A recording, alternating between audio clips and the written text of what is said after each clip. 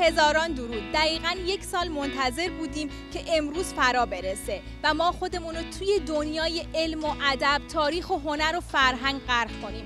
بین غرفه‌های بین‌المللی قدم بزنیم و با دیدن کتاب‌های رنگارنگ و مختلفی که هست به روحمون جانی دوباره بدیم. بله، حتما تا الان حد زدین که کجا هستیم. ما امروز اومدیم نمایشگاه بین‌المللی کتاب شارجه، جایی که می‌خوایم بدونیم که امسال برگزار کننده‌های این رویداد بزرگ چه برنامه‌هایی رو برای ما بازدید کننده‌ها تهیه دیدن تا از هر روز شرکت توی این نمایشگاه لذت ببریم و خوشحال باشیم که هر سال این فرصت رو نصیب ما کردن تا بتونیم با دنیای بین‌المللی آشنا بشیم.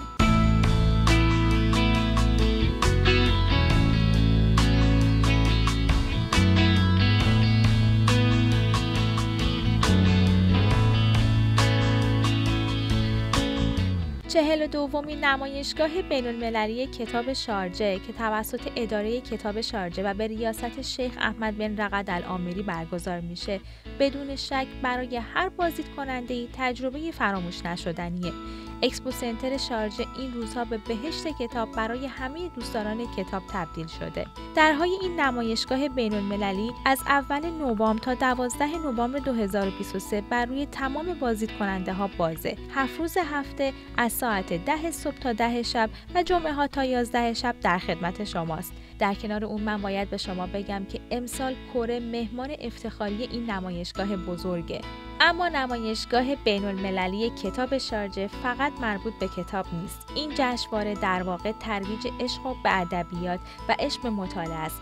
مردم کتاب می‌نویسن، مردم کتاب می‌خونن و ما کتاب صحبت می‌کنیم. توی این نمایشگاه سالانه کتاب برنامه‌های فرهنگی زیادی برای فرهنگ دوستان تدارک دیده شده که میتونن از اونها نهایت لذت رو ببرن. حالا که صحبت از فرهنگ شد، باید بگیم که نمایشگاه بین‌المللی کتاب شارجه به یک پلتفرم مهم برای تبادل فرهنگی بین‌المللی تبدیل شده و بازدید کننده ها از بیش از 108 کشور رو به خودش جذب کرده. این جشنواره سالانه به کانون خلاقیت و روشنگری تبدیل شده و عشق به ادبیات، دانش و فرهنگ رو پرورش میده. این رویداد بزرگ که در سال 1982 تحت حمایت اعلیحضرت شیخ دکتر سلطان بن محمد القاسمی تأسیس شد، با هدف ترویج کتابخوانی در بین نسل جوان و القای عشق به ادبیات در قلب مردم جهان برگزار شد. این نمایشگاه اکنون به 3مین نمایشگاه بزرگ جهان و اولین و معتبرترین نمایشگاه کتاب در منطقه عرب تبدیل شده که بهترین های نشر رو از سراسر جهان زیر یک سقف گرد هم آورد. سلام به بیننده های عزیز. امروز من اومدم به سالن کنفرانس ناشران، کسانی که امسال توی نمایشگاه بین‌المللی کتاب شارجه شرکت کردن و اومدم در خدمت یکی از اون ناشران باشم و باهاشون یه گپ و گفتی بزنم. My name is Kate Gale. خانم کیت در جواب سوالات من گفتن که شرکت در این رویداد بین‌المللی یکی از بهترین تجربه هاشون هست، چرا که همه چیز به خوبی برنامه ریزی و هماهنگ شده که تمام ناشران بتونن با غنیمت شمردن این فرصت خودشون رو به مردم معرفی کنن. خانم کیت از ناشرانی هستن که امسال از لس آنجلس برای 2مین بار شرکت کردند و بخش عمده‌ای از کتاب‌هاشون به دسته‌بندی کتاب‌هایی با مضمون داستان‌های تخیلی تعلق داره.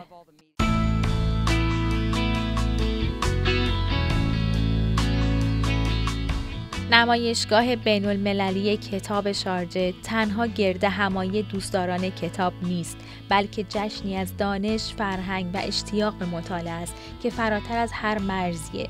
جشن خلاقیت انسان‌ها، گرد هم اومدن فرهنگ‌های گوناگون و منبع الهام بخشی برای همه ما. این جشنواره ما رو از طریق زبان جهانی ادبیات متحد میکنه. بنابراین از شما میخوام که به همراه خانواده خودتون یا دوستاتون توی این نمایشگاه فوق‌العاده شرکت کنید و از فعالیت‌های رنگارنگ و جالبی که در اینجا برگزار میشه لذت ببرید. برای خانواده‌ها این جشنواره فرصتی بی‌نظیر برای ارتباط با جادوی کتاب، کشف شگفتی‌های ادبیات و القای عشق به مطالعه در فرزندانشونه.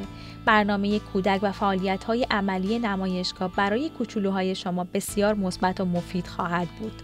پیام من به دانشجوها و دانش آموزا اینه که این نمایشگاه فرصتی برای شماست تا در دنیای دانش غواصی کنید، افقهای جدید رو کشف کنید و با نویسنده ها و ناشران سراسر جهان ارتباط برقرار کنید. این نمایشگاه فقط یک رویداد نیست، بلکه دروازه‌ای برای گسترش ذهن شماست.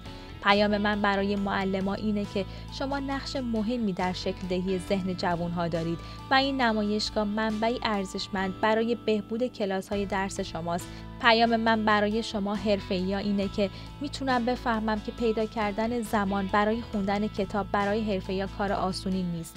خواه به ادبیات، فرهنگ، کتاب یا هر زمینه دیگری علاقه‌مند هستید، این نمایشگاه فرصت شبکه‌ای بی‌نظیر رو ارائه میده. این فرصتی برای همکاری، یادگیری و رشد با هم.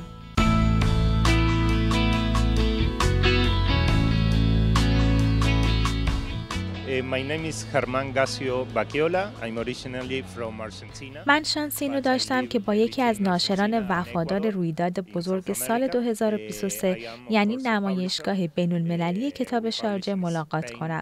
ناشری که برای 7مین بار در این جشنواره به یاد ماندنی شرکت کردند و این نمایشگاه رو حتی پرشکوه‌تر از نمایشگاه کتاب فرانکفورت می‌دونن. این ناشر از آمریکای جنوبی اکوادور قرار این 12 روز با ما همراه باشن و نشریات بی‌نظیرشون رو با بازدید کننده ها به اشتراک بذارن. به من گفتن که انتشاراتشون بجز کتاب‌هایی در ژانرهای مختلف شامل مجلات هم میشن و اکثر کتاب‌هاشون به زبان فرانسه است.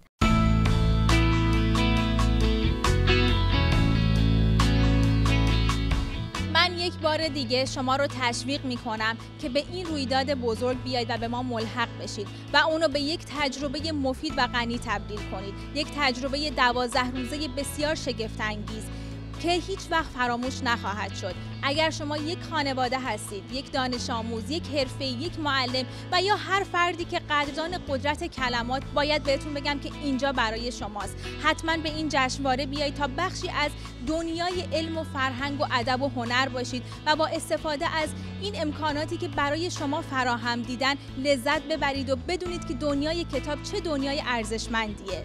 حتما به اینجا بیایید. من منتظر شما هستم. خدا نگهدار.